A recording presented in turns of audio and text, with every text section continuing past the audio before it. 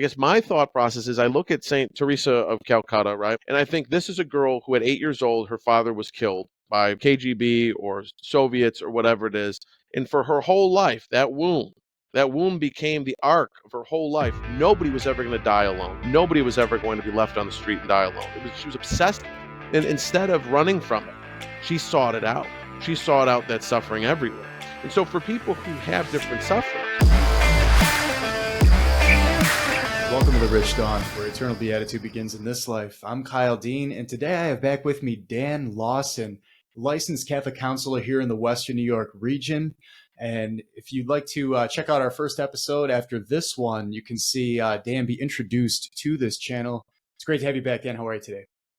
I'm doing great. Thank you for having me. Appreciate the ability to come back. Yeah, absolutely. And, we just came fresh off of Easter. In fact, we're still in the octave as of this recording. Alleluia, he is risen. How did everything go on your end? You have a good time with the family and friends? Yeah. I think Easter went well. It's kind of, for us, it's a very big, like a lot of people, and a lot of people's birthdays actually usually we celebrate. So the big thing is seeing if everybody survives the aftermath and nobody comes down as patient zero or something. So far so good. Nobody's gotten sick. But it was a wonderful time. Excellent. I'm so glad to hear it.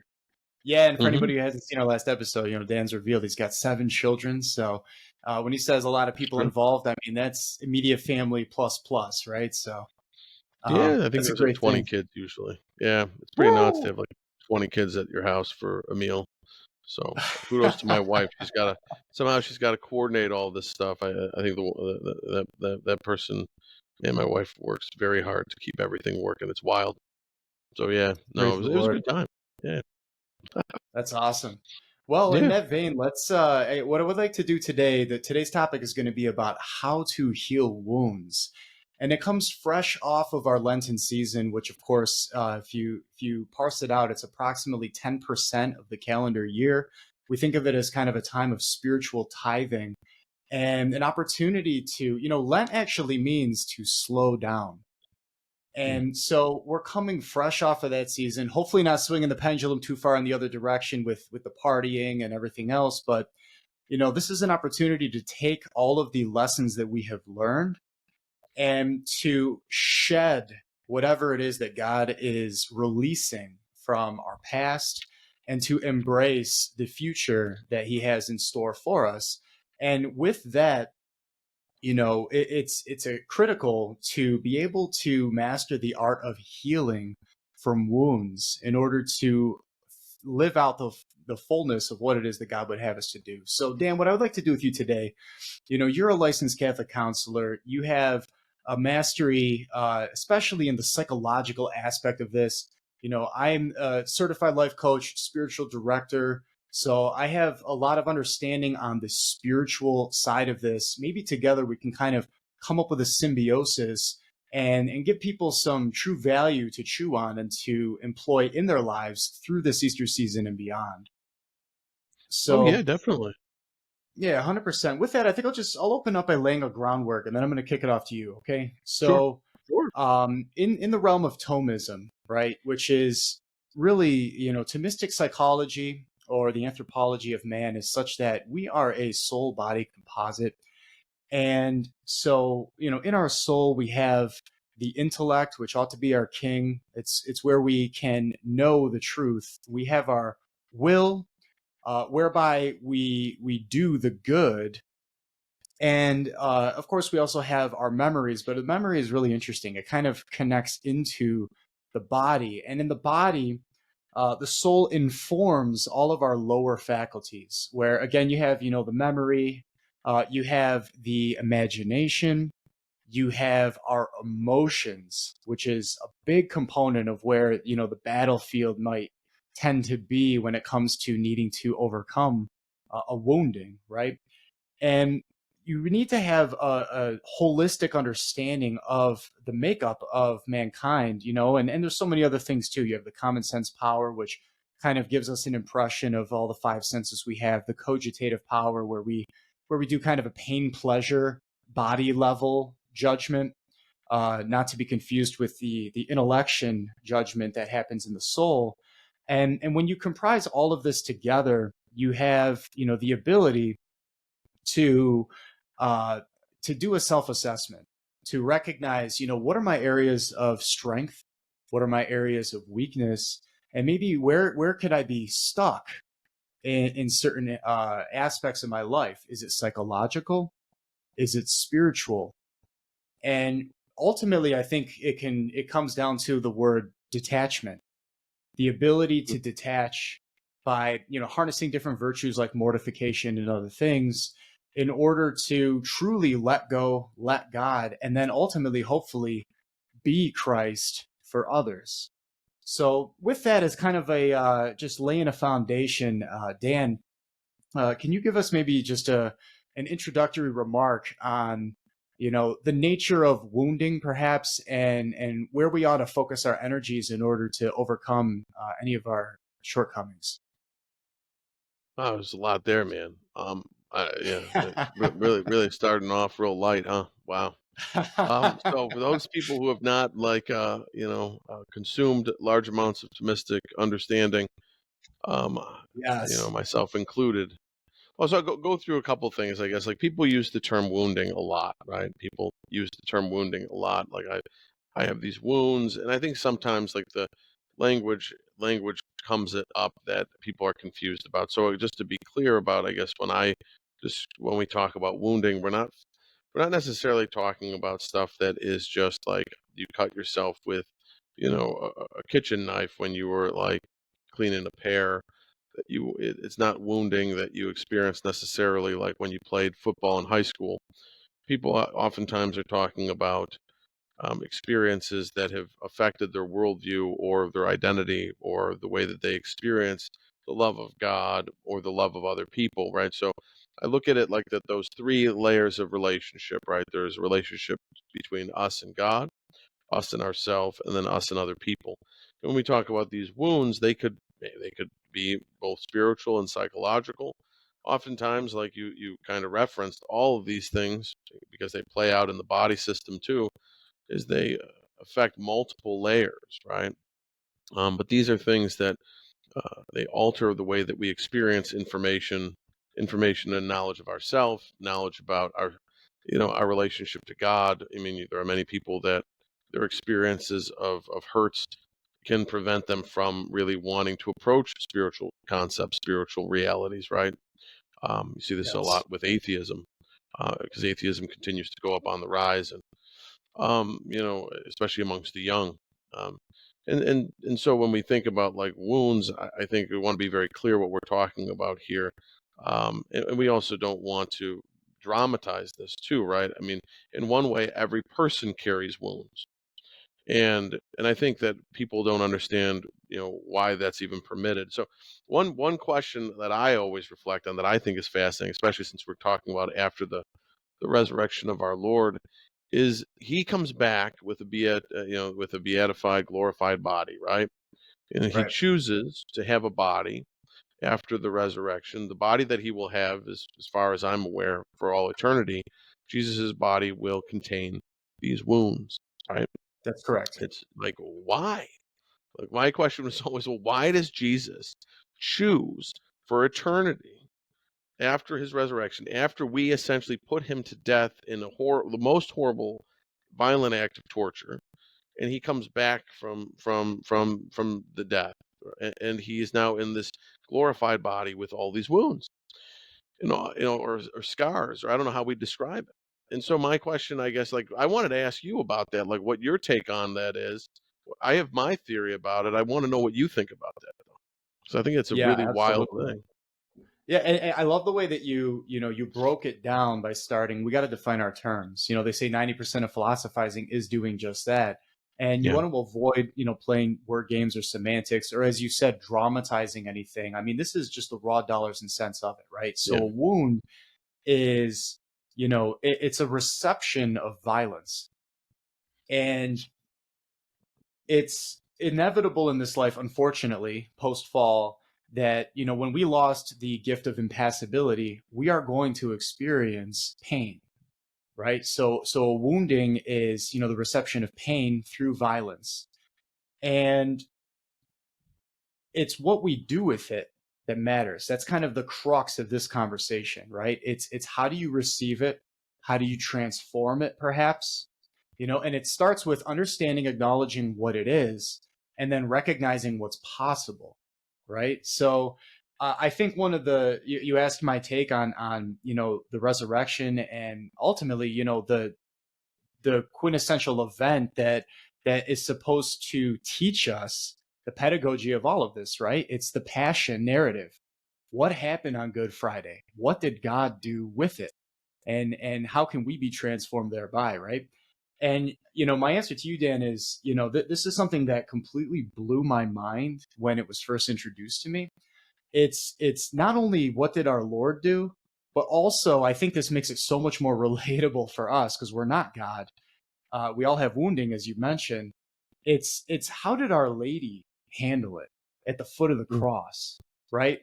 Uh, One of the things that is the most powerful witnesses that I've ever heard is the fact that Our Lady, when she stood at the foot of that cross, when she experienced the whole passion in a much more visceral way than any other man, woman, or child ever will experience pain, she went through all of that, and yet she never came out on the other side with trauma, with PTSD.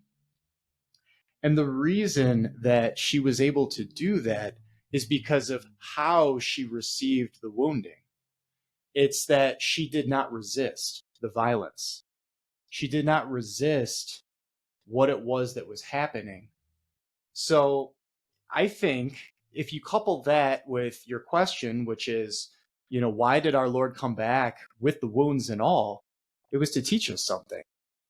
It was to show us what's possible if we can get our head in the game, so to speak, and we can reflect and act in accordance with that.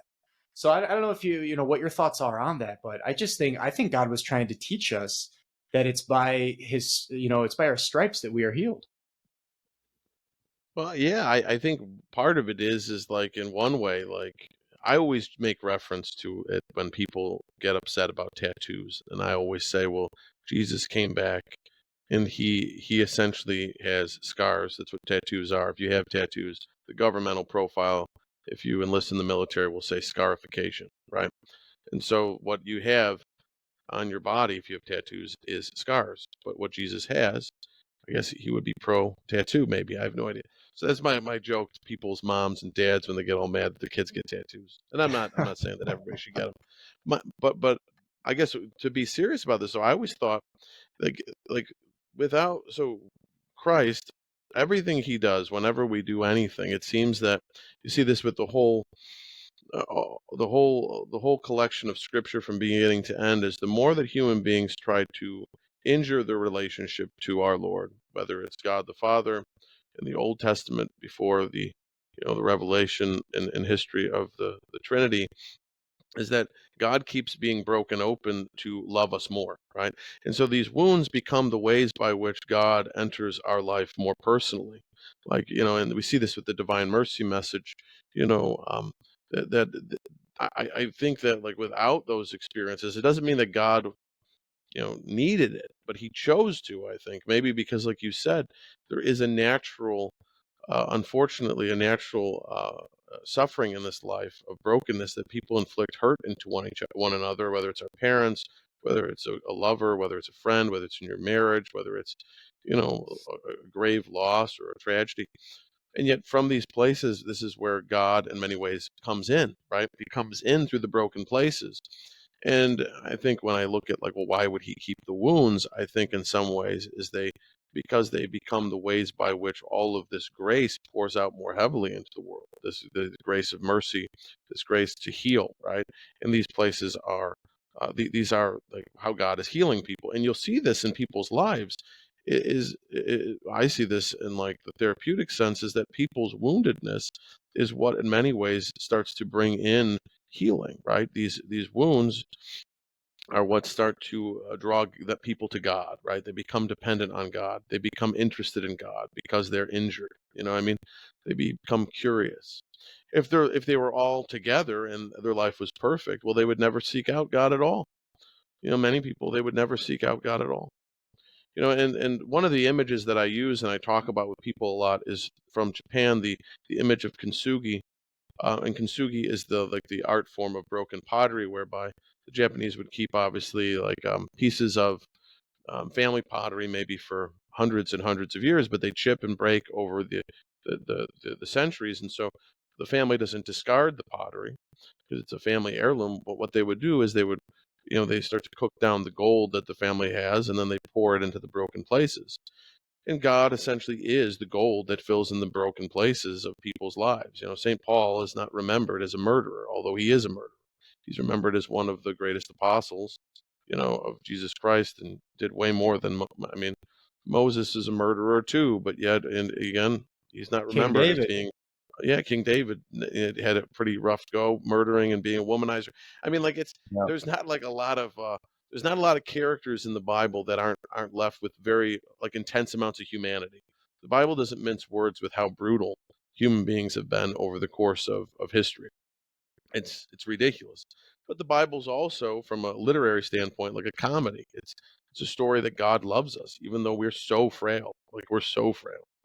So I think, I think in one way, I think that the like you said. So I guess poetically, like, yeah, it's inevitable in the fall.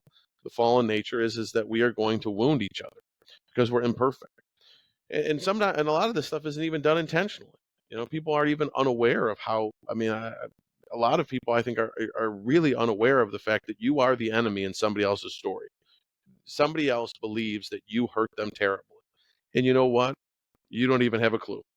And I think that, I find that to be one of the things that's in some ways kind of, I find, I won't say humorous, but, in a simple way, kind of shocking because I'll encounter people and you can just encounter two people. Like I've had multiple times where I obviously like will have people that don't know that I've worked with them at different points in their lives. And one person's injured the other and has no idea that they've injured the other person.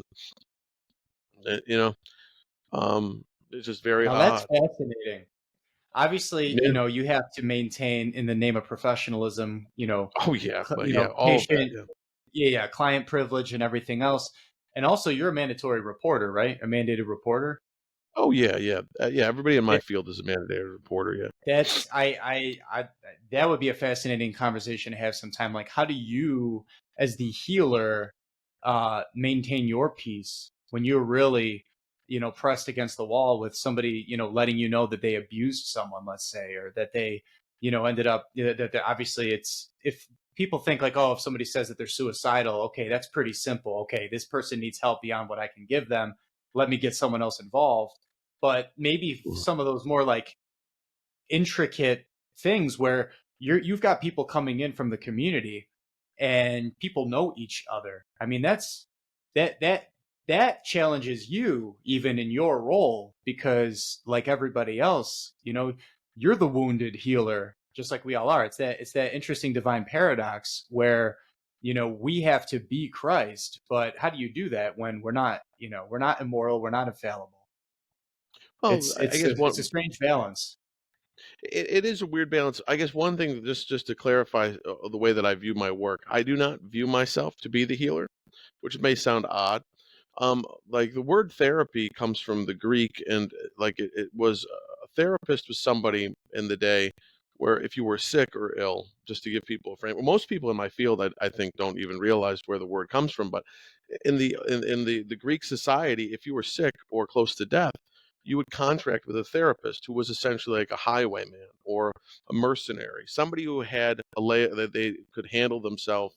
Maybe they were an ex-soldier, maybe they were, a hunter, whatever.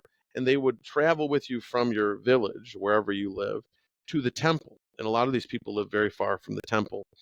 And they essentially were your essential guide and the person who was supposed to keep you on track and alive till you got to the temple, where the priest or the gods would either minister to you and heal you, or they would prepare you for death, final death in the temple.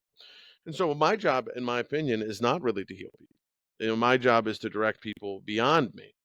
This is the big difference, I feel like, in the work that I do and the work of most of my contemporaries who take on this burden that they have to be the guru or they have to have some expert science on human beings. I cannot know everything about every person or every person's issue. If I do, then I will fall into lots of problems, but most importantly, it will damage me because I'll be put in a position of unreality. I'm not God. I'm not God. And right now in the world, there seems to be two types of people who believe that they are God and people who believe that they are not God. And I can trust all the people that at least believe that they're not God, but the people who believe they are God, man, they're going to try to kill you eventually. And I don't really want to be a person who believes that they're God, for a variety of reasons. But so as a therapist, like I think part of it is where are you bringing people? And that's the question, like obviously like in the ministry that you have, in the work that you're trying to do, both for God and for the healing of the community and the building up of relationships and of people's knowledge of faith and tradition. Like you're trying to direct people to something beyond just you. Like I don't want, because everybody is either you're either drawing people to themselves or to themselves or to you, like as the guru, right? I'll be your Oprah, right? Or I'll be your Tony Robbins, or I'll be your, well, whoever the guru is that, um, or I direct people towards the invisible.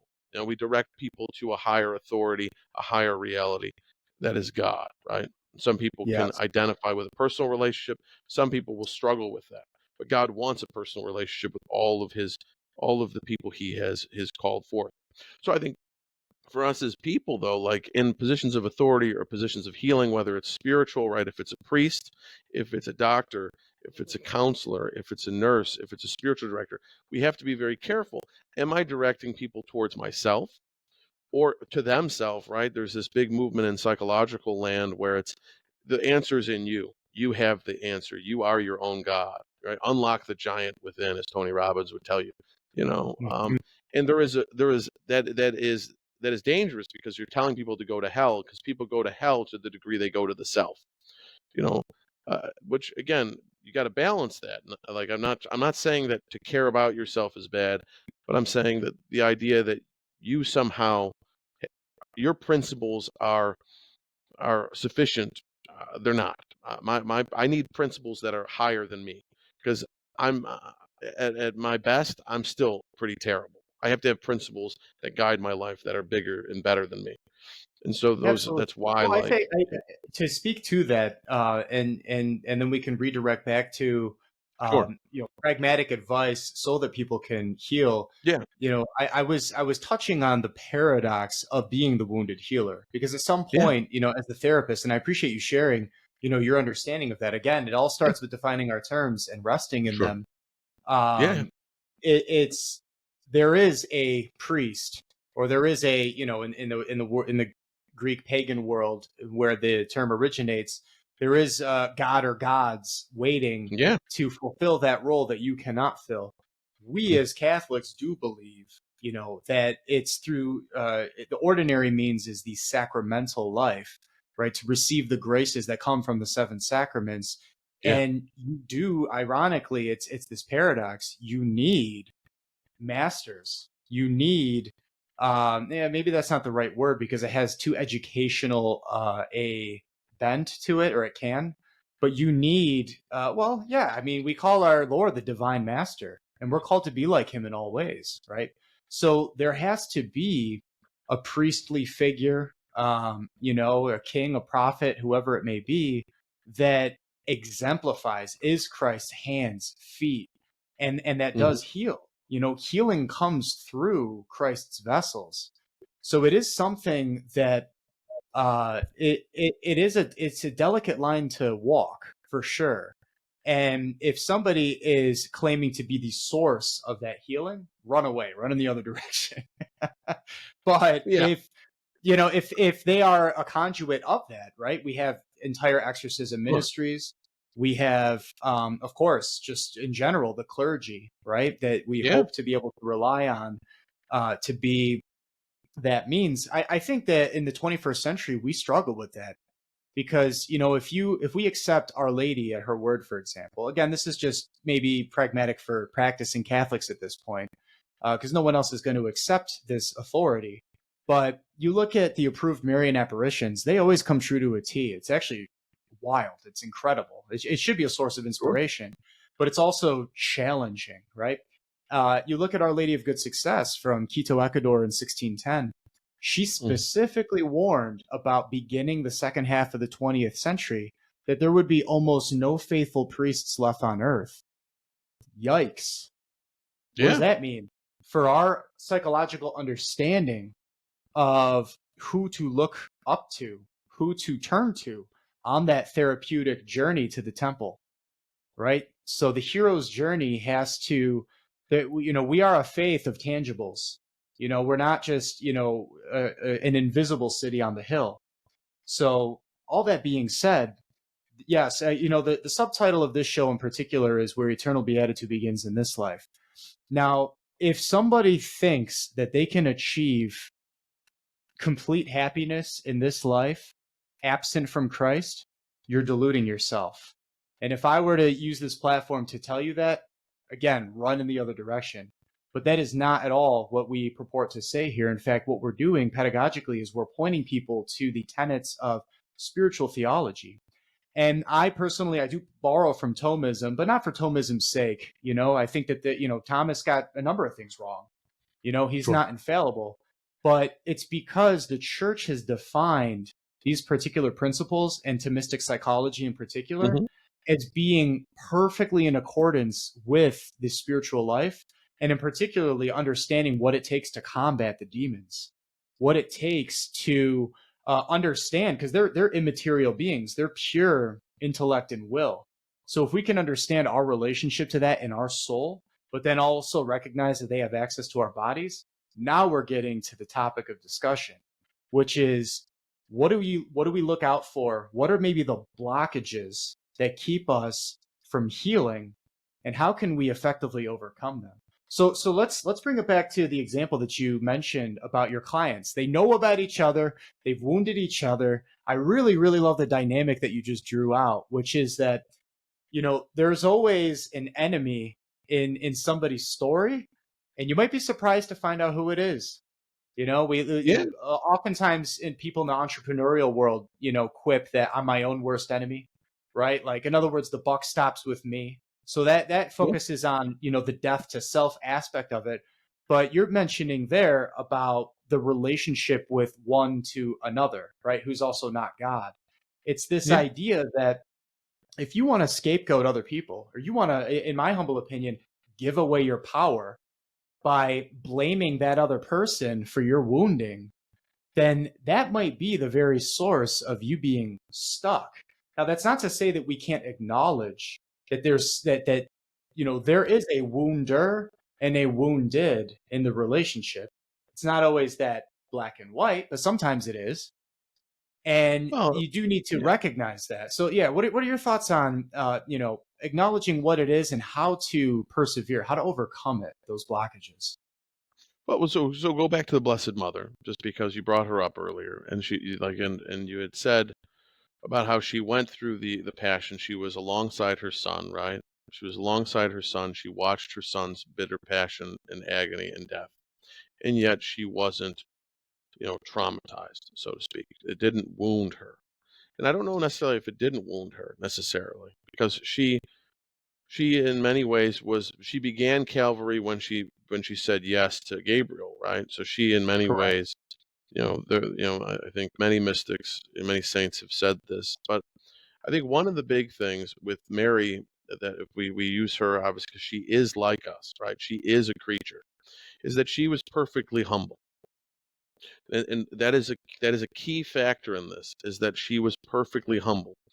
And that is, I think, again, that's the basic. I mean, a lot of the stuff that I think we'll talk about today is stuff that should not surprise anybody, because I think that things are consistent and they should make sense, right? But the Blessed Mother is humble. And because she's humble, she also is able to, again, she submits herself to God's will, like you said. And it's a weird dynamic, right? And we've done like different things. And when if you think about a physical sensation, right, of being relaxed, right, that's the way that I view it, right? We think about a woman. If a woman is going to give birth, a woman can give birth, and if a woman is afraid, right? In our country, women are afraid of birth. Not all women, but many women are told they're told they should be afraid of birth. This is dangerous. This is scary. This is a medical event. Oh, it's so, and so the fear. That one gets that's a pet peeve Well, of mine. It's a well, medical procedure. but fear. Well, let's not derail the conversation. But produces fear produces tension, and fear produces pain. And Right. people don't understand this. I think that this is a very physical reality.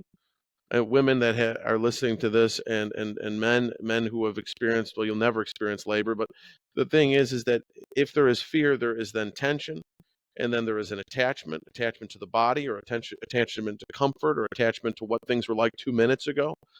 And now the body starts to have more types of pain, right?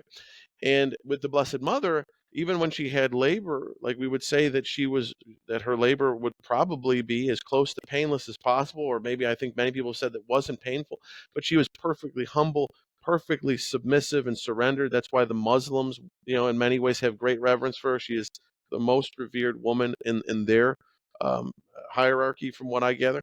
But for us, the Blessed Mother, she is perfectly humble, and she is almost relaxed into the will of God, into such a way that like again, she is like the paintbrush, right? Or whatnot. I don't know, or maybe she's the canvas. I don't know, but there's not this sharpness, this rigidness that's in most of us, which is I want what I want. This isn't what I wanted. I wanted normal parents. I wanted to not be in the service. I wanted to make my friends be okay. I wanted my wife to not have these problems, or my husband to not have these problems, or I didn't want my kid to get picked on. I don't know. These things though, like the rigidness, and again this reliance on self, and then the judgment of experiences. So the other thing with the Blessed Mother that I think is fascinating, and as you're talking about, I thought about it because I thought about it like as it reflects in human beings and their ability to deal with traumatic events. What makes an Right. event traumatic, from what I've seen, what makes things traumatic is a lack of clarity and about who's responsible for an event. Like there's a lack of understanding or confusion about responsibility. Why did my father scream at me like that? You know, why did this event take my boyfriend's life? Why did this thing, why did this person choose me to hurt me? And the confusion about responsibility makes the mind really get stuck, because now it changes the mind now doesn't feel safe, but also doesn't feel real, right? It's like my experiences, many people, like they like, I think a lot of us struggle to find places where we can be safe enough to be ourselves, like with our friendships, with our spouse, whatever. But I think that we just don't feel real. It's like, well, this doesn't happen to everybody. How did this happen to me? And so that I think with the Blessed Mother, there was no confusion about responsibility, because again, there's this dependence on God, and there's this recognition that, and a perfect trust that, again, that she was permitted to have. But again, she's like us, so she's teaching us in that way, or revealing her Son through her life too. Is again, well, in many ways, she has perfect trust in her Son. Perfect trust in the Father. And that's why, in many ways, Jesus. I was thinking about this, like on Good Friday. Like Jesus was at peace throughout his passion, and why is Jesus able to be at peace while he's in bitter agony? He's being torn apart, and yet he never stops his communication with the Father. Even though we could piece about, like, oh yeah, Father, why, all that, his dialogue with his Father, but he never stops to be in communion with the Father throughout that whole event. But a lot of us, we do not have a narrative. We do not have communication with our Lord that way. We do not have clarity over responsibility of why are these things are happening. And to your point, as soon as I reject responsibility about whatever, right? Maybe I did not choose, like, my life. I was born in poverty in Haiti. Maybe my father was abusive. Maybe my mother left my whole family. Maybe somebody decided to assault me. I have no idea. Horrible things have happened to people. Horrible things are happening, and yet people do remarkably well. Like, and that's something that maybe I can talk about a little bit with you in terms of the research about traumatization. But if I say like, okay, this is my cross, so to speak, and it doesn't mean that it's okay. It doesn't mean that, oh, God, but if I take responsibility, like Jesus carries the cross, well, then it produces meaning. And then meaning helps me to deal with suffering, but it also kind of makes me start to weave into God. It makes me start to, weave my life into God. And my life becomes bigger than me. If I never take responsibility, what happens is my life doesn't get weaved into God, and I start to pull into myself. And now my this event, this wound gets infected. And if I'm not healthy, right, like we talk about, like Thomistic understanding of the nature of the human body and the human mind, I call it like our mental immune system. If our immunities are not well, just like you have a physical immune system, we have a mental or psychological immune system. If my psychological immunity is weakened, I'm not sleeping, I don't have supports, I don't have any knowledge of spiritual realities, I don't have anybody who cares about me. But you can have one event that could make you want to kill yourself. You can have an event that destroys multiple relationships or the opportunity for relationships because of this event and this confusion over who's responsible, what's going on. And especially I see with a lot of younger people because their parents were very absent. A lot of kids who grew up in the 80s and 90s, their parents were very industrious. A lot of them were working a lot. Both parents worked a lot, divorce rates went up, parents were very absent. And so these kids made sense of their life through TV programs or whatever. I mean, I grew up in the 80s, so I mean, the whole attitude was that, well, who's responsible? So now we got these younger people in their 20s, 30s, 40s, and they got to ask 5, 6, 7 people because there's so much doubt. Like, what happened? Why didn't this guy like me? How come these people fired me? How come my wife's upset with me? Am I a good father? Am I a good Right. priest? I mean, there's so much doubt because people were not able to know that they were loved or that they were real. And so that confusion about responsibility is a huge thing when it comes to understanding what's happening in our life and making sense of that narrative because it can affect That us at the level of identity. Excuse me, I apologize. There Yeah, was a yeah, glitch on my end. no, I thought you no, were end of that. That is brilliant, Dan. And I think our viewers and listeners should really rest in that for a moment. It's the ability to take responsibility for something, and that doesn't necessarily mean to say it's my fault when it's not. It's yeah, perfectly proportionate to reality, but reality includes the fact that there is this eternal chain of causation that is going on, some generational, as you had mentioned, things that have yeah, happened way before us, that unless we have that sort of perspective, we're going to fall short of the totality of what that reality really means, right? In the Catholic Church, we have the 7 gifts of the Holy Spirit. One of them is wisdom. And I really appreciate honing in on the classical understandings of that. yeah, Nowadays, unfortunately, in some catechesis circles, catechetical circles, you'll get like, oh, fear of the Lord, it sounds too intense. So we'll just call it wonder or awe. And it's this ephemeral thing. But these things actually have very specific definitions. And for wisdom, it's understanding God the way God understands himself, mm, which is a very, very, it's a gift because it's not something that the source doesn't come from you. And you can't wrap your mind around that without the grace that's necessary to get you on that level. So mm, again, if there's a blockage preventing you from that grace, then you're not seeing the full picture in reality, right? So that's an important thing to recognize. yeah, But before I riff off some of the things that you said, very sure. prescient points, I think our viewers and listeners want to know. You said you grew up in the 80s. I mean, were you more of a Thundercats kid or a Rainbow Bright? I've seen both. I enjoyed Thundercats and I cried when that stopped, but He-Man, Thundercats, all that, yeah. I, Silverhawks pre- I for a year maybe before they got rid of that. Okay, a I don't little know why Captain they kept Planet on. in there, you No, know? Captain Planet was the '90s, man. Was Yeah, that the he was 90s ruining straight that. nine? Okay, I thought it might have gone back, but That should be its own podcast, Captain Planet. Oh that's my my own, gosh. that's more my era. I come in I'm your Yeah. younger brother here. So No. so No, brother that's Daniel, funny though. That's good. Yeah, no. A lot of you weird animal people back in the '80s. They really want a lot of Island of Dr. Moreau stuff going on. I have no idea. yeah, Weird. no doubt, no doubt. So, So I want to hone in on some of the extremes that have been brought up. You mentioned atheism, right? yeah. Ironically enough, if you really think about it, atheism actually, a charitable read on it is that it comes from a place of morality, actually, Hmm. right?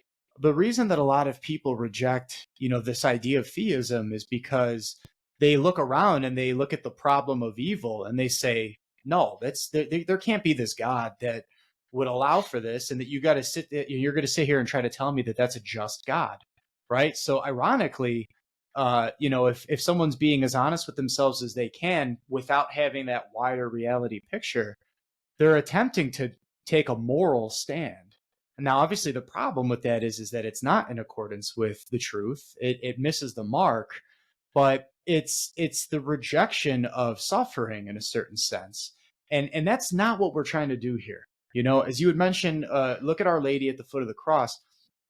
It's the resignation to God's will that's going to alleviate any of the blockages that we might have. Mm. Okay, so it's you really, really think about what it was that Our Lady did. And I like how you pointed out, it's she experienced pain. I'm not gonna hyper focus on the word wounding in relation to her Sure. too much. We know she's the mother of sorrows, right?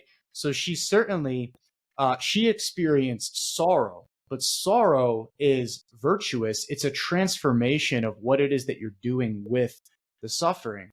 And it all goes back to that resignation to God's will, and it has to be grounded in the virtue of humility, as you aptly identified. So, yeah, we're not reinventing any wheels here, nothing new under the sun, Ecclesiastes 1 9 10. But people in the 21st century need to rediscover these realities, these truths, and the fact that that is, the ticket to health. So, where do people get hung up? They expect things. You mentioned how, it's this maybe confusion surrounding responsibility, or it's also uh, a disproportionate expectation.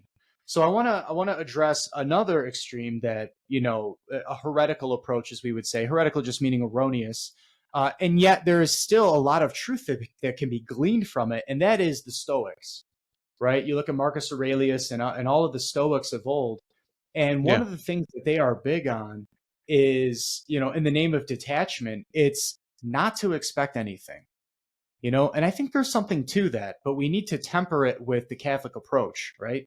So if you're not expecting anything at any given time, you know, it's like you're stoic, you're rock solid.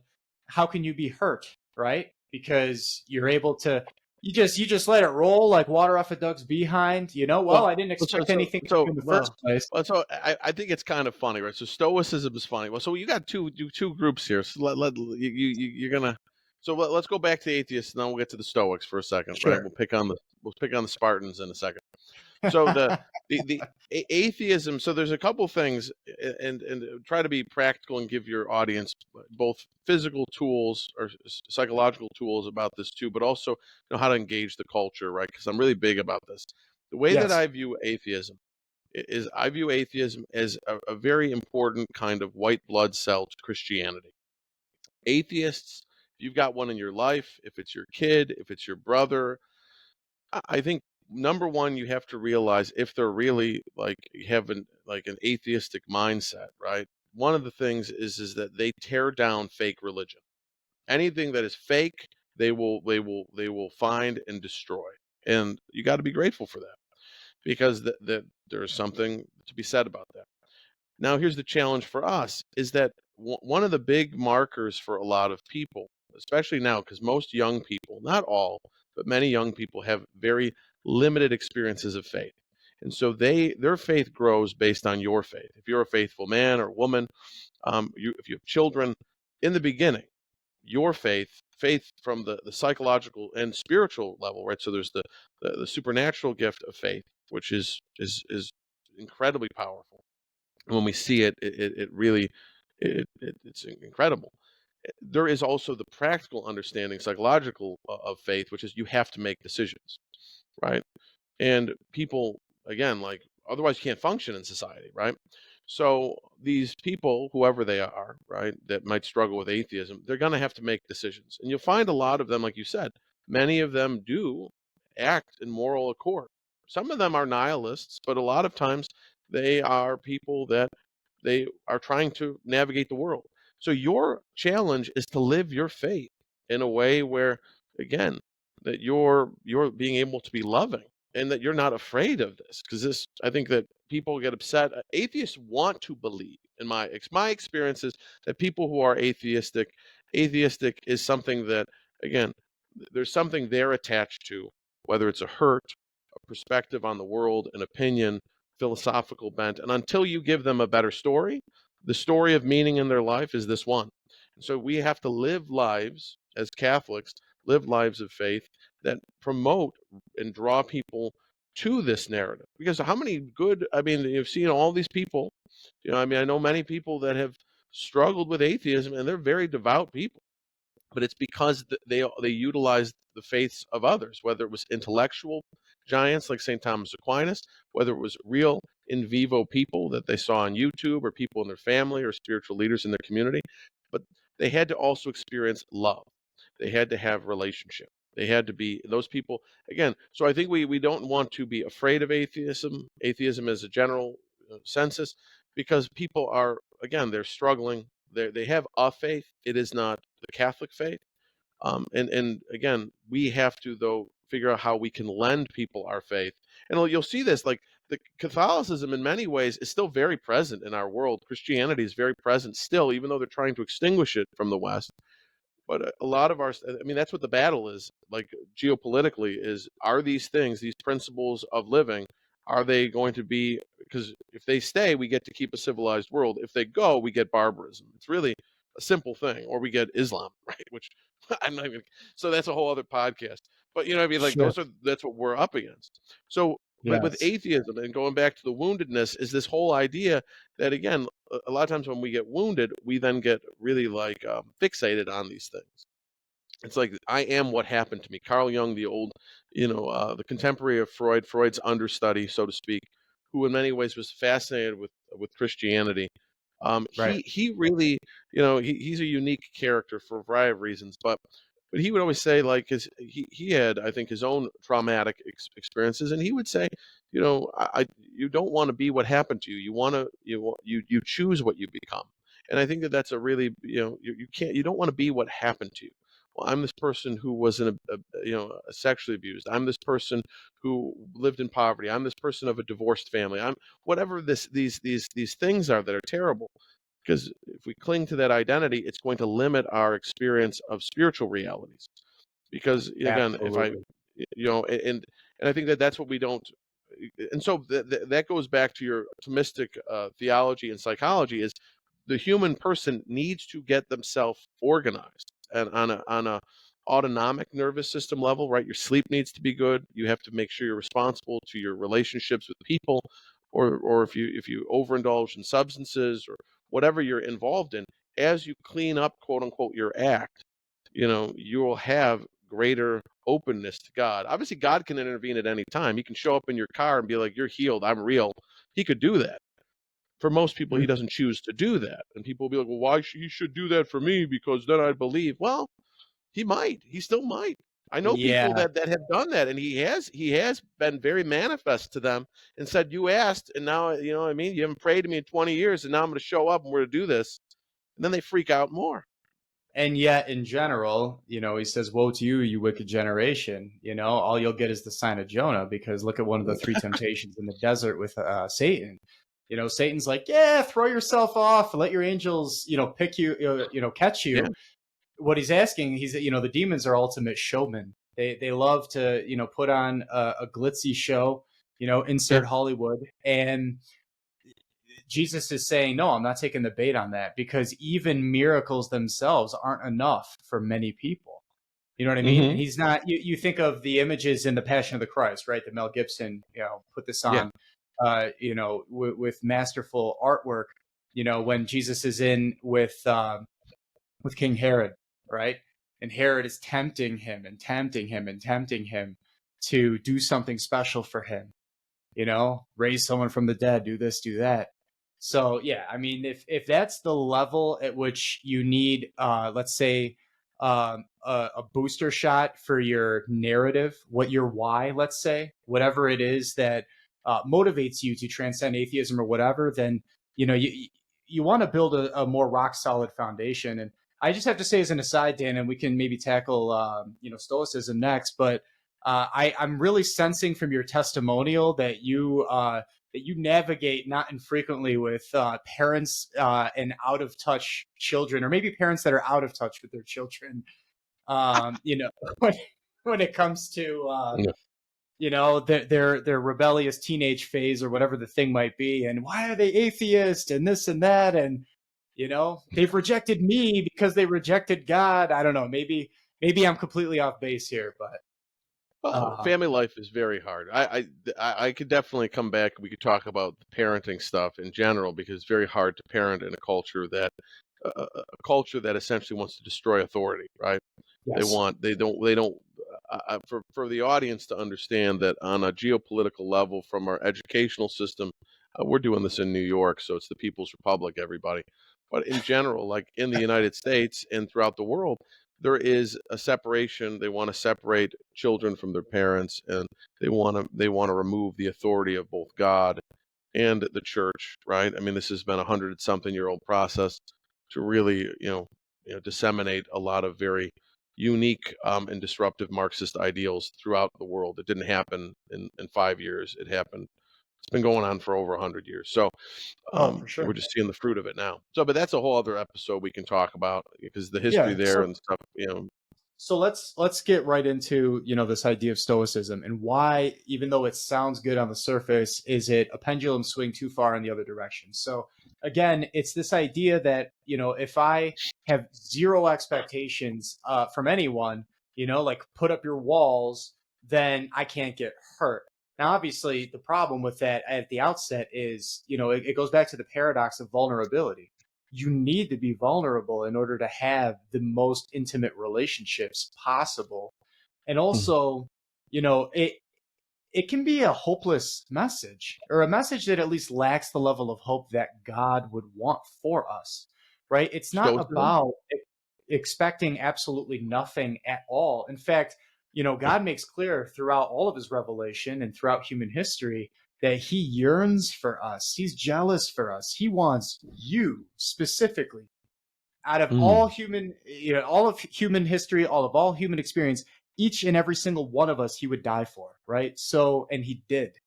So it's not to expect nothing at all, but it's not this this Buddhist Hindu transcending dualism, you know death to self for the super self, right?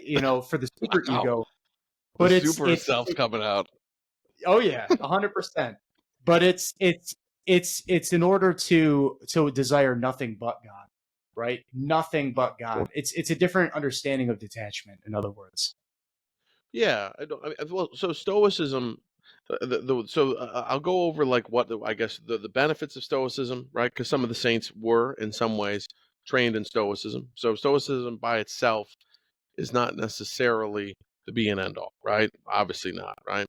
You remember like so Stoicism essentially means you control the controllables. So you see a high promotion of Stoicism in the military, right?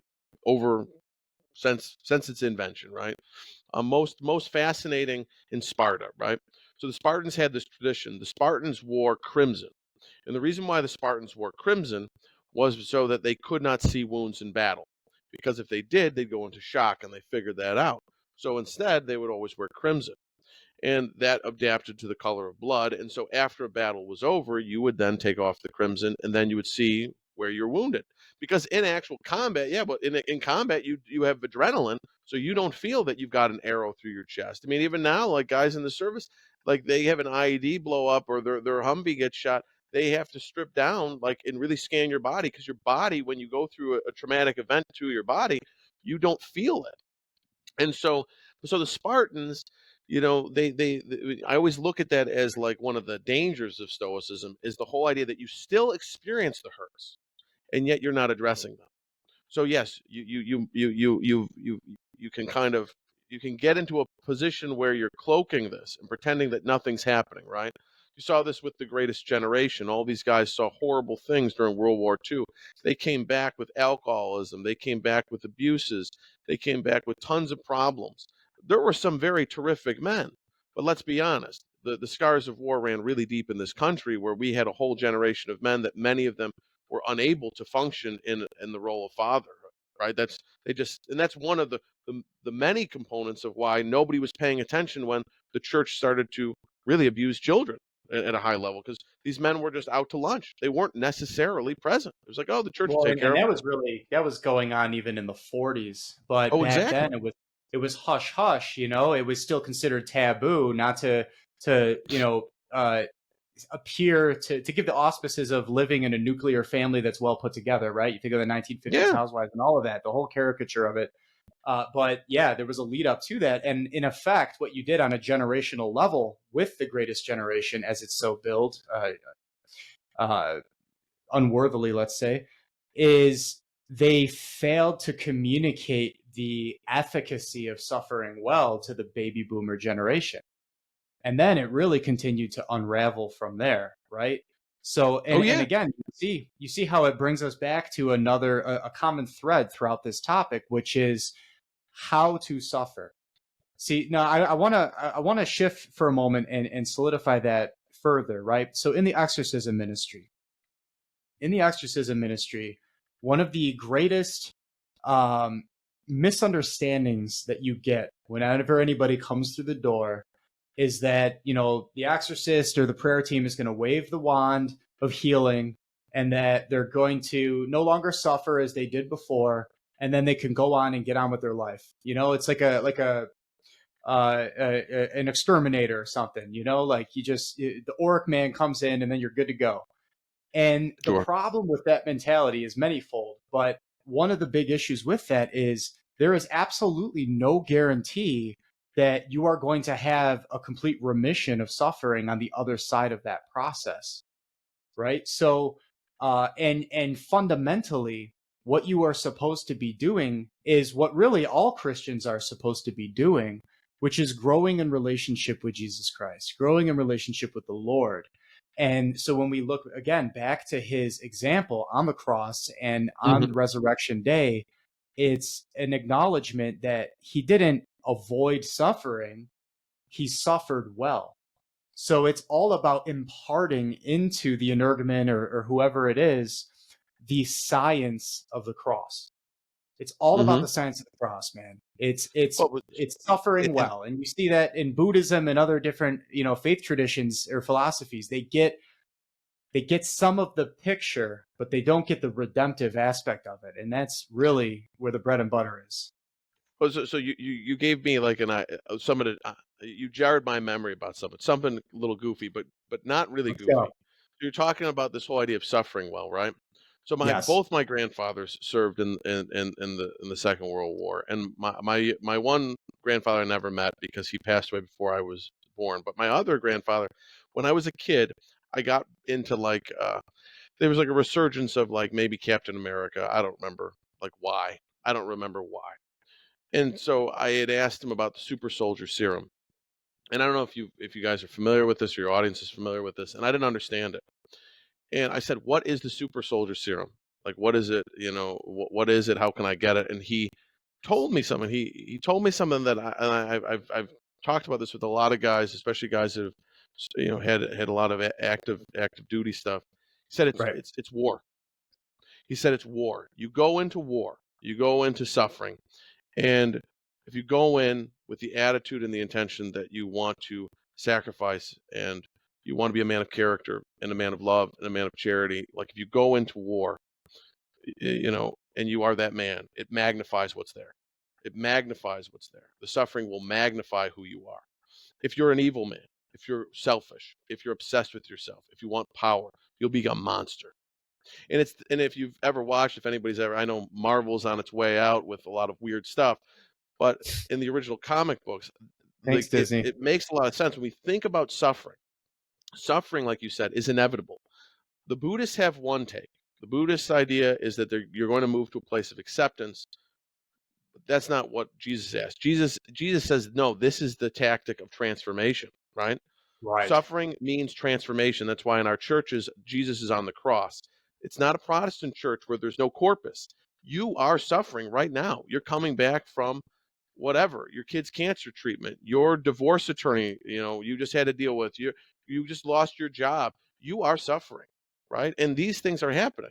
And so I think that people need to realize that as we think about like suffering well, like Christ suffers, is that it will magnify, like you said, it will build that relationship. We become more dependent on Christ, or we become more dependent on ourselves. And that's hell, right? So, like you said, as you do your ministry, or people are involved in an exorcism ministry, or they're doing any of the sacramental graces and they're giving them to people, these are opportunities for people to really intensify in a personal and in an incredibly powerful way their relationship with Jesus Christ. Or they can be like, no, you know what? I'll just take care of it on my own. Well, I don't know. I personally don't want to perform surgery on myself. But it's funny. I come from a long line of really like stubborn people. My kids, my one son has lost a lot of teeth recently, and I told him it's traumatizing me because his teeth just keep falling out, and I don't Wait know a what the minute. deal is. Is it like But his he goes, first go around or like his permanent no, teeth? but they're his baby teeth, but they seem to like Okay. usually you lose one here or there. You don't lose like six in a week, right? I mean, like it's just weird. So hopefully he has a snaggle tooth by next month so that he can still chew an apple. But my Right. father, like he asked me about, so my father was a stubborn dude, and he actually removed at one point he removed his own teeth with pliers. So talk about like yeah, I don't want to, he did a lot of questionable things. But I Baby wasn't going teeth. to be saying like, yeah, well, he didn't like the dentist, apparently, you know. So, but my point is that like I don't think that that's how you suffer well. But I would never perform surgery on myself. I think that's a little foolhardy. And yet we do that. We say, I don't want Jesus. I'll do it on my own. And then we get upset. Well, why isn't he doing anything? Well, he wants you to Mm. participate. He wants us to participate because otherwise we have no knowledge of him. If everything, like you said, was we're going to sprinkle some magic dust on you and everything's great, there's no relationship and there's no conversion of the will. People do not want to convert their will, like the Blessed Mother, into the will of God. They want to keep their stuff. And it's hard because if we suffer, we're tempted into selfishness. You see that all the time. I see that all the time. I'm suffering. And so I hate my ex. I'm suffering. So I hate my enemy. I hate the person who fired me. I'm suffering. So I hate this political party, or I'm fixated on this religious figure. I'm provoked to judgment, provoked to more sin. And so I think that like for us, if we're thinking about like how do we suffer well, I think in a lot of ways, again, we have to kind of move outside of this whole idea of number one, we don't necessarily know what it is that we need to become like God. We don't know what that is. It doesn't mean that, I mean, I think everybody, if we all looked at our sufferings, as the old saying goes, we probably take ours back if we saw what everybody's dealing with. It's the appropriate amount. If it was too much, The grass is it would greener break us. complex. Yeah. And again, we shouldn't want this other stuff. People are like, oh, I want to have this or I want to have that. No. I think Well, it let goes me let back me like we, speak to that for a yeah, moment. Let me speak to that for a moment. yeah, yeah, Uh, because it touches on everything that you just shared, and the lineage in your family being stubborn and this and that. First of all, if you're taking things out with pliers on your own, I mean, that reminds me of what you said earlier about rigidity, right? Or rigidness. yeah, well, That yeah, that is that there's not a naturality to that. And then, we tend to, when it doesn't go well, then get angry about that. It's like, woof, talk about cutting off the nose to spite the face, right? So oh, yeah, hopefully people can realize the futility in that, right? oh, And yeah. bring in the levity, the laughter, the lightness, and then just kind of reset. All right, let's try something better. What was the common theme on everything that Dan just described? It's not counting the personal cost. Mm, If you're going to convert your will to redemptive suffering through this relational experience, you can't be counting the personal cost. You can't be comparing notes with what somebody else is doing over here. How is that going to bring you the peace and the tranquility yeah, that you're looking for? Because we all have a custom designed cross for hmm, ourselves. We're unique. It's one of the great things, the diversity, right? We love diversity here in the Republic of New York. And it is such an important thing to celebrate, but to also take seriously and to recognize, where do we fit in with that, right? So not counting the personal cost that is something that Our Lady uniquely did perfectly. We're all going to fail in a certain sense with that. And our responsibility, and this is where humility comes in, is to give an honest assessment of take an honest assessment of where do we measure up with that. You know, one of the devotions that my wife and I have started to develop over the past year and plus is during the daily examine, you know, the daily family Yeah. rosaries, is to ask ourselves, okay, where did I count the personal cost today? Be conscious of it every single day. You know, where did I count the personal cost? Did I count the personal cost today? Is there such a thing as a reality where day in and day out, you don't count the personal cost? What would that look like? What are Mm. the blockages that are preventing you from getting to that kind of a mentality? And I think it really all comes back to selflessness. So maybe, Dan, we can close with this concept. You know, we could take a good 10 minutes or so on it. Sure. I mean, we could do a whole episode on it, but it's allowing for forgiveness to be a part of this conversation.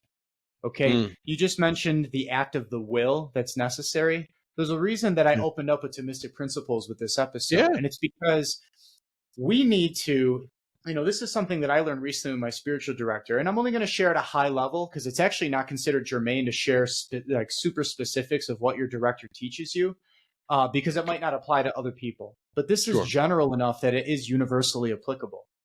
You know, he gave me the task throughout Lent of allowing to shed, you know, whatever it is that God is desiring me to let go of, and to embrace the future by emptying myself so that he can fill me with what is to come by praying for healing, um, conversion, and reconciliation. So I spent all Lent long with this: Mm. healing, conversion, reconciliation. And I came to this recognition, and you can take that individually with all the different relationships you've ever had throughout your entire life. Think about the times you were the wounder and you wounded someone. Think about the times when you were the wounded and someone wounded you. And you have to be so honest with yourself about where that really fits in, and the fact that it's not always black and white, right? And you go through the healing, right? You go through the interior conversion that's necessary, right? Always start by taking the log out of your own eye, because otherwise you're not going to exercise the virtue of prudence and see it for what it really is, right? Mm. And then the reconciliation comes. And one thing that this was just profound wisdom that I'm so thankful that at my age I have, because I've spoken with people recently about this that are twice my age and older. And they say, it has only taken me within the past couple of years to figure this out. And they said, you are really onto something here. You can really help a lot of people, because this is true wisdom. It's acknowledging the difference between forgiveness and reconciliation. They have their own distinct role to play in the healing process. And again, all of this is going to bring you to a place of more selflessness, so that you can become perhaps that paradoxical wounded healer. So instead of saying, oh, I'm the person that this happened to me, I'm the person that that happened to me, right? Like you said, it's just a terrible self-limiting belief system or belief statement. You can become that person that is the fullness of what you have to give, the gift that you have. And forgiveness begins as an act of the will. That's where forgiveness happens. So it's at a soul level, actually. It's a soul level act, right? But you'll know when you've truly forgiven, when you have let go and detached completely from, you know, wherever the dynamics were in that broken relationship or damaged relationship, when it's also at the level of the body, right? Your emotions, your imagination, your memory, when those are healed. You can pray for the grace of forgetfulness, by the way. Very powerful way to heal the memory in particular. And it's a multifaceted approach. It's a multifaceted battlefield. But emotions, especially, you'll know when you're really healed. You mentioned how we all, you know, we'd be surprised sometimes who the villain is to someone else, even if it's perceived as opposed to real, Sure. right? When Yeah. you can see that person on YouTube, or when that person walks in at church or at Thanksgiving dinner at the family event, and not only do you not have a visceral reaction of, God forbid, hatred, right? That's the worst, but animosity, counting the personal cost. Oh, I wish that they had, I wish they got their comeuppance, whatever. Um, anything, any sort of attachment to that person, but instead the only reaction that you have is one of compassion, right? Because again, when you're going through conversion and you're going through reconciliation, the extent that that's a two-way street, of course, can only be to the extent that the other person is willing to work with you and meet you halfway, right? That's where otherwise you need to set healthy boundaries. You need to figure out, the future of that relationship. Reconciliation doesn't necessarily mean going back to the way things were before. And I'll close because I know I want to give you a chance to respond to this before we close it out. One of the big things that I was so grateful to recognize is, there's this pride that can creep in, even in the realm, the Bible very well. You think of Paul and Barnabas, right? Paul and Mm. Barnabas didn't get along with each other. They actually went their separate ways, and yet they're both still saints. And sometimes we can fall into this trap of saying, well, if I've really healed or if I've really forgiven, I'm going to be able to make it work with that person, and again, you're back to the rigidity. You're trying to force something. um, Reconciliation does not always mean that you are, that you will continue a relationship at all with that person anymore. And that one really hit me by like a 2x4. Reconciliation can mean making peace with them. God willing, you can at least have one final, like, I just want you to know I really forgive you. You may or may not even be given that moment, but to be able to let go. And that too can be a form of reconciliation. It's a different way of thinking.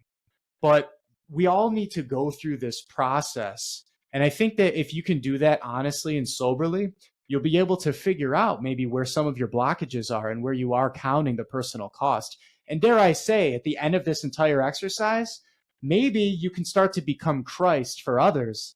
And your life story and your narrative is not constantly, oh, this, that, and whatever about me, me, me, me, me, but it's this ultimate transcendence, this redemptive, vicarious suffering where you're able to enjoy your suffering and recognize, this is the craziest paradox of all, that the greatest joys that Christ ever experienced, do you know where they were, Dan? Where? On the cross. Mm. Even though they were his moments of greatest suffering and sorrow, he also experienced his greatest joys because he knew in that moment he was saving all of us. And Wow. maybe when you get on the other side of this healing journey, you'll recognize that there is a reality here and now on this earth where you can have a level of beatitude where you actually embrace the suffering and the virtue of mortification because you're able to be one of those co-redeemers like Mary, the co-redemptrix, is. So Yeah. what are your thoughts on that overall process, Dan? Well, as you were talking, I was thinking about. So the way I kind of view it is that we live in a world where people are not marshmallows, right? They're not marshmallows, and because of that, they're going to carve out our character, right? And these practices of reconciliation, right? We talk about reconciliation. In many ways, I think it's this it's almost a teaching of reliance on God to be able to endure the sculptor's chisel and hammer, right? As he picks up different people to chisel away our character. And I think the way I view it, I look at the finished product, right? So I'll give you a story from Mother Teresa of Calcutta. She showed up into a bakery shop. Maybe you know the story. She had pulled a 2-year-old kid who was starving on the street off the street. She shows up into the bakery and she says to the baker, "Do you have anything to eat?" And the baker looks at her and hocks a loogie and spits right on her face. And she doesn't bat an eye. She wipes the spit off her face and she goes, "Okay, that was for me, but how about him?" And there I was don't know if I've heard that no one. there was no preparation, right? So I think for the saints or the people who have greater surrender to the divine will of God, it's not that they don't forgive. It's not that they don't have need for reconciliation, but there is a smoothness and they become vehicles, like you said, of mercy or the redemption or the love of God. You cannot necessarily help but not see that in them. And so every time we forgive, or every time we go to receive the sacrament of confession and we reconcile ourselves, with God, with our fellow person or fellow man or people in our home, I think we're developing if we do it with sincerity and we do the examination and we really work on our relationship with Christ and we're seriously training ourselves to be saints. And when I say training to be a saint, I don't mean like that it's an Olympic thing. It's preparing yourself for death, right? Because when Jesus calls you, if you're Yes. a Catholic, he's preparing you to die. So when I tell people this, like, I don't want to be a saint, I'm like, you are going to be a saint or you're going to hell. It's not really like that's your choice. So you either train for one direction or you train for another direction. There's really no Right. middle ground. Obviously, like Correct. we'll all hopefully get the opportunity to purgate something, hopefully here, if not here, someplace else. But I think for the audience, I guess my thought process is I look at Saint Teresa of Calcutta, right? And I think this is a girl who at 8 years old, her father was killed by KGB or Soviets or whatever it is, poisoned. And for her whole life, that wound became the arc of her whole life. Nobody was ever going to die alone. Nobody was ever going to be left on the street and die alone. She was obsessed with it. And instead of running from it, she sought it out. She sought out that suffering everywhere. And so for people who have different sufferings, right? There are guys that I know, one man that I'm very close to, he's a fantastic father, but his father was absent growing up. He's very attentive. He's a completely different father because he's integrated that, right? And it's not off balance. It's just that's what he wants to be because he knows what that wound is. He also wants to help other men be good fathers. There are men I know. There's a guy I know. He ruined a lot of his life and blew a lot of missions in the military, and he's very open about it. And has helped tremendous amounts of people that have seen combat really integrate their civilian life with their ex-military career, because he's been able to promote his own weaknesses, because he's led with weakness in some ways. But that point of integration. And the only point of integration, the thing that makes all these pieces come back together is love and that relationship, like you said, with Christ. So whether people have the personal relationship or they're starting to find it through little acts of love along the way and people that love them because they're, I don't know, they've been far away from the church or never met Jesus yet. But I Right. think that if we are like Mother Teresa of Calcutta, Saint Teresa of Calcutta, or any of the saints that people choose, every saint has a suffering, and yet that became, like you said, it was their cross, it was like their joy, like it gave them meaning. It's like this is why I was here. But they also don't hold that cross in the most uncomfortable way possible to make a show of it, right? Jesus didn't hold it and like make it like, oh, let me deadlift it up here, guys, while I go like but people do this. People are like, look at me. I've done, Oh and my again, goodness. like that's a Heaven temptation. forfend. Well, but don't have to make these crosses heavier. We don't have to make this more difficult. It is difficult enough. And it's not about us anyway. And don't be picking up other people's crosses on the battlefield either. No, no, but so to your point though, like the finished product, right? The Blessed Mother, like the saints, the Queen of Saints, and all of the saints along the way, and Jesus Himself. Jesus like models this whole but the saints, it's the self forgetfulness. They're not fixated on themselves. It's not about the self anymore. It's about revealing the Father. And so when you see people, right? When you see people, you don't see suffering anymore. You see people revealing the Father.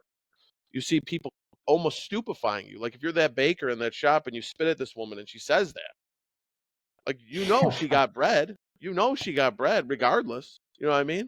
Yes. I mean, how many times did they try to kill Paul? Like it was like a weekly occurrence.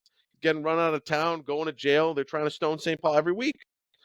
I mean, and again, not everybody again is going to have the same mission. Obviously, that's not necessary. But I think that we have to kind of be patient with ourselves. But again, like we have to keep seeking out God. We have to, that relationship of love is what's going to fill in the empty spaces that wounds have put. That needs to be there.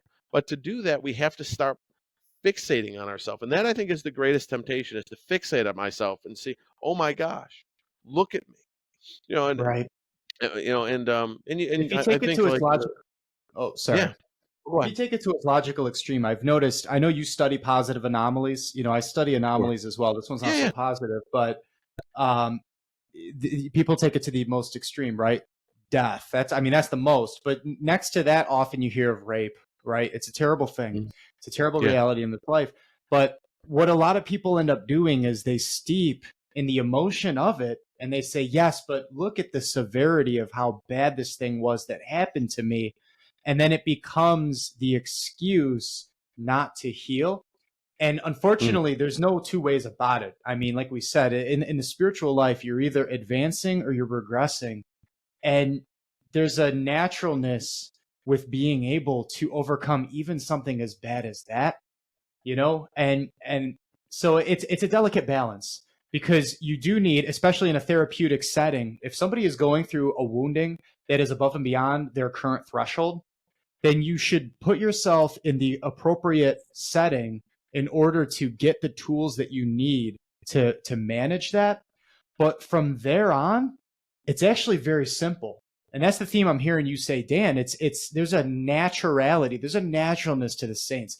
It's smooth. You know what I mean? Slow is smooth, smooth is fast, as they say Yeah. in the Marines. And there's no reinventing the wheel about it. It's coming to this place of recognizing in humility. Humility is knowing where we are in relationship to God. We are the Mm. created, He is the creator.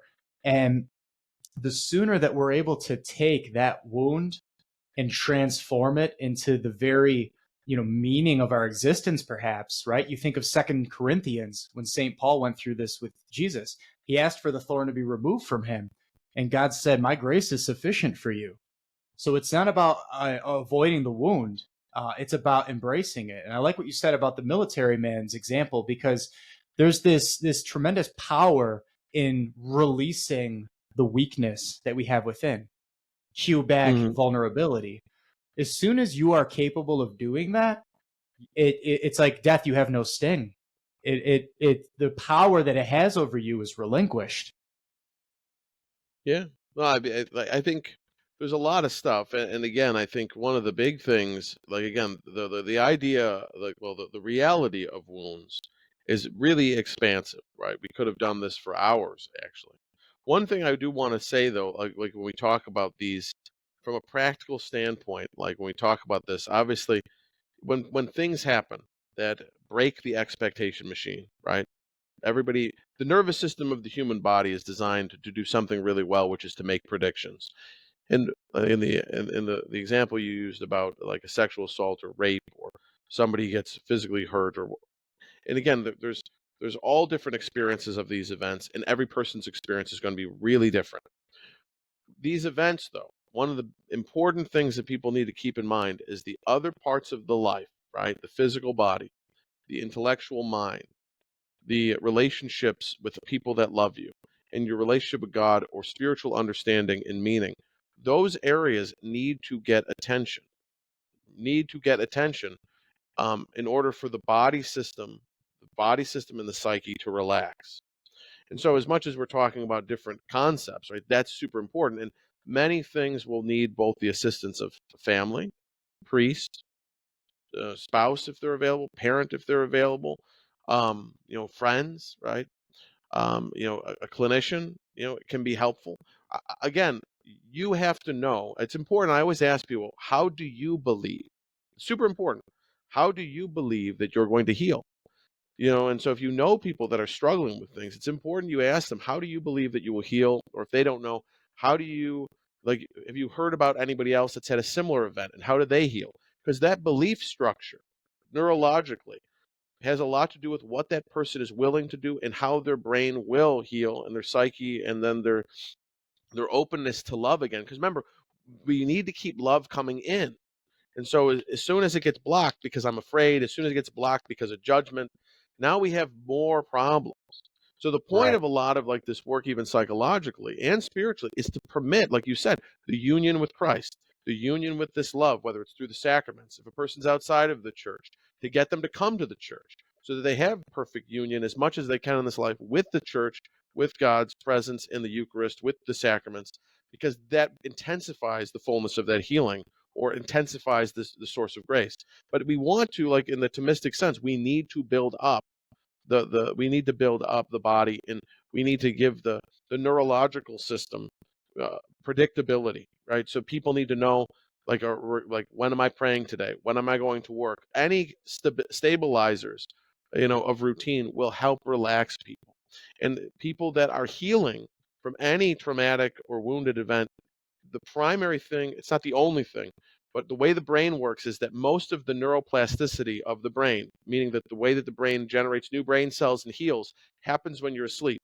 So even though you might be my counselor or I might talk to the priest, I have all the sacramental graces or I may get the gift of counsel, but neurologically there will be a lot going on when I'm sleeping. So if you cannot sleep, if you're working on wounds, you want to make sure, like whether you're working with a team of people that are praying with you, because of diabolic things that have gone on in your life, or there's sin that you're trying to escape and overcome habitual things, whatever the deal is, or you got traumas from your past that you haven't told anybody in 30 years that have kept you drinking. You need to make sure that if you do that work or whatever that looks like, that your sleep is intact, because that's where the brain is going to heal and integrate stuff in a physiological sense.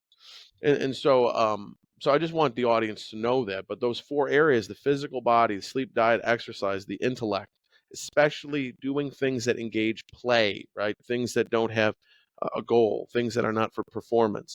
Um, your relationships with people that you can trust and feel safe with, super important. And then your spiritual life, so that you have meaning. Because if there is no meaning, then you're going to look at stuff and it's going to traumatize you. Like, why did this happen? And the saints never ask why. The saints ask how.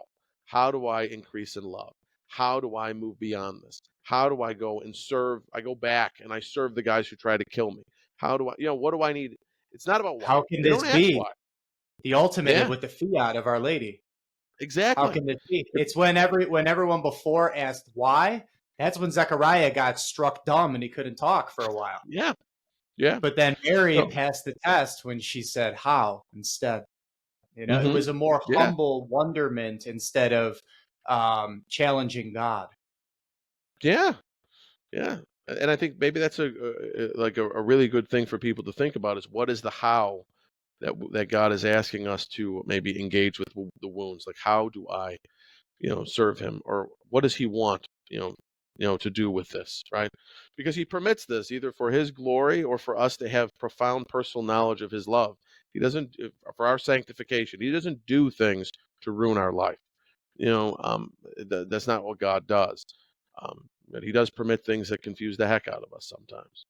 So this has been great, though, man. I appreciate you putting me back on. We'll have to do it again, and maybe we can talk about some other stuff.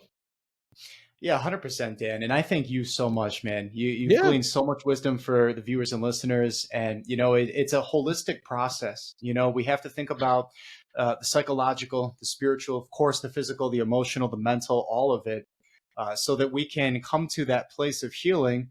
And perhaps eternal beatitude can begin in this life when we take on the Via Dolorosa, right? Mhm. So if you enjoy content like this, I exhort you, please like, subscribe, check it out. And especially if you haven't heard of the great work that Dan Lawson is doing yet, he's got CatholicTherapySolutions.com here in the Western New York region. He also has an online platform for married couples called heartsrenewed.org. And if you haven't seen the episode of The Rich Dawn where Dan and I get into this and so much more, check out that video right over here. And until next time, God bless. Thanks again, guys.